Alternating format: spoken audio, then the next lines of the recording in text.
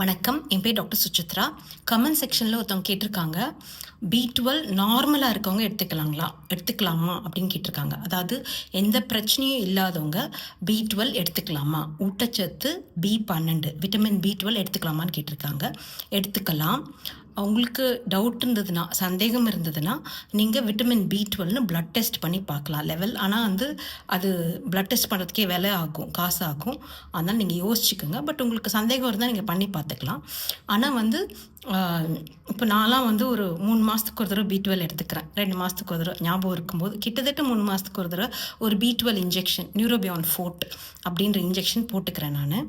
இது ஏன்னா B12 water soluble vitamin, அதாவது தண்ணியில் கரையக்கூடியது.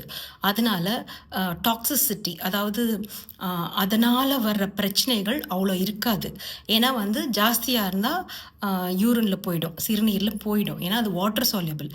இதே விட்டமின் டிலாம் இருக்குல்ல, அதெல்லாம் ஃபேட் சால்யுபிள். அதெல்லாம் நீங்கள் ஜாஸ்தி எடுத்திங்கன்னா உங்களோட கொழுப்பு சத்துக்குள்ளே போய் உட்காந்துக்கும் அது.